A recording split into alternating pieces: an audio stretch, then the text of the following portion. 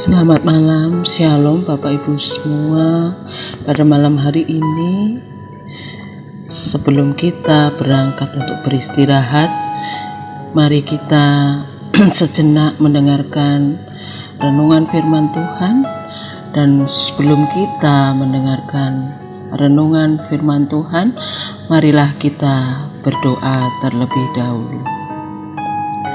Bapa kami yang bertata dalam kerajaan surga yang mulia, terima kasih ya Tuhan atas segala hal yang boleh kami terima, terkhusus untuk hari ini ya Bapa.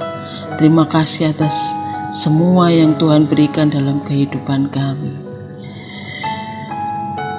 Engkau memberikan makanan, minuman, penyertaan-Mu juga di dalam pekerjaan kami. Engkau juga memberikan kelancaran dan segala hal yang boleh kami nikmati pada hari ini dan juga di dalam hari lepas hari dalam kehidupan kami. Terima kasih Bapa.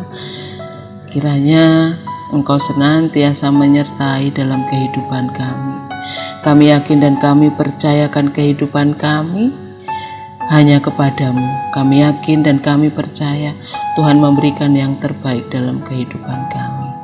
Pada malam hari ini, sebelum kami beristirahat di dalam tidur kami akan sedikit mendengarkan firman Tuhan untuk menjadi pengantar di dalam beristirahat kami, untuk kami bisa tetap mengingat akan segala kebaikan dan segala hal yang telah Tuhan lakukan dalam kehidupan kami.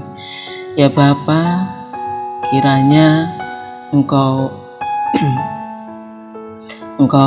mempersiapkan hati kami, Engkau juga memberikan pengertian yang terbaik dalam kehidupan kami, untuk kami bisa meneladan akan segala hal yang Engkau sudah teladankan kepada kami. Inilah doa kami yang kami serahkan di dalam satu nama Tuhan kami, Yesus Kristus. Amin. Bacaan kita pada malam hari ini terambil dari Yesaya 54 ayat yang ke-11 sampai dengan yang ke-17. Yang akan saya bacakan demikian. Hai yang tertindas, yang dilanggar angin badai, yang tidak dihiburkan, sesungguhnya Aku akan meletakkan alasmu dari batu hitam dan dasar-dasarmu dari batu nilam. Aku akan membuat kemuncak-kemuncak tembokmu dari batu delima, pintu-pintu gerbangmu dari batu manika merah, dan segenap tembok perbatasanmu dari batu permata. Semua anakmu akan menjadi murid Tuhan, dan besarlah kesejahteraan mereka. Engkau akan ditegakkan di atas kebenaran.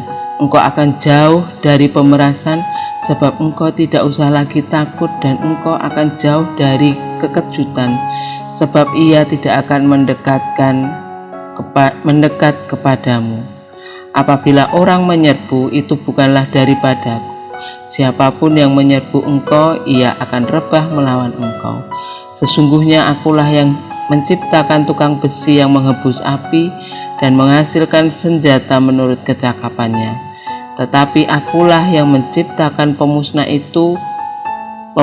untuk merusakkannya. Setiap senjata yang ditempa terhadap engkau tidak akan berhasil, dan setiap orang yang melontarkan tuduhan melawan engkau dalam pengadilan akan engkau buktikan salah. Inilah yang menjadi bagian hamba-hamba Tuhan dan kebenaran yang mereka terima daripadaku. Demikianlah firman Tuhan. Bapak Ibu yang terkasih, tentunya kita menginginkan hidup dalam sukacita. Namun ternyata keinginan itu bukan hanya datang dari diri kita saja, tetapi Tuhan juga menginginkan kita hidup dalam penuh dengan sukacita. Bahkan keinginan Tuhan jauh lebih besar, supaya kita bersuka cita dalam hidup ini. Itulah sebabnya mengapa Tuhan menyatakan dirinya melalui Tuhan kita Yesus Kristus dan mati di kayu salib untuk keselamatan manusia. Sebagaimana dikatakan oleh Tuhan Yesus, Tidak ada kasih yang lebih besar daripada kasih seorang yang memberikan nyawanya untuk sahabat-sahabatnya. Bisa kita baca dalam Yohanes 15 ayat yang ke-13. Jika kita memperdalam firman kita ini, bahwa perjalanan bangsa Israel menjadi pelajaran berharga bagi kita saat ini. Bagaimana bangsa itu dituntun Tuhan menjadi umat yang diberkati, menjadi bangsa yang besar. Namun kita melihat apa yang terjadi. Mereka menjadi bangsa yang terbuang, bangsa yang menderita, bangsa yang terhina. Mengapa mereka menjadi seperti itu? Inilah contoh umat yang mensia-siakan kasih Tuhan. Bangsa yang tidak lagi mengenal Tuhan. Mereka hanya mengenal Tuhan dari luar, namun dari dalam diri dan dari perbuatan mereka sama sekali menjadi bangsa yang tidak mengenal Tuhan.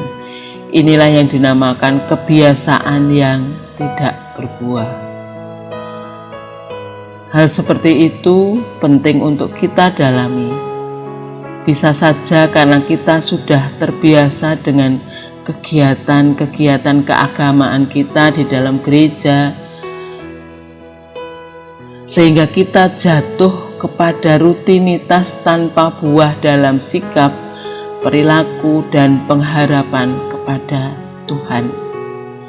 Apa yang telah terjadi pada umat Israel yang walaupun mereka telah jatuh ke dalam dosa yang besar, namun ternyata kasih Tuhan tetap kepada umatnya. Maka Tuhan membuat perjanjian yang baru, yaitu umat yang dibangun dari kebenaran Tuhan. Dalam nas ini juga sangat jelas bagaimana Tuhan membangun suatu kerajaan yang megah dengan batu-batu yang mahal, dan orang yang mendiami kerajaan itu akan aman tanpa rasa takut. Janji keselamatan itu pun telah digenapi dalam Tuhan kita Yesus Kristus, bahwa Dia adalah yang paling berharga dalam hidup kita. Hanya di dalam Dia kita mendapatkan perlindungan, ketenangan, dan kedamaian. Yesus Kristus adalah tempat kebahagiaan kita, tempat sukacita kita, tempat untuk memberkati dan penyelamat kita.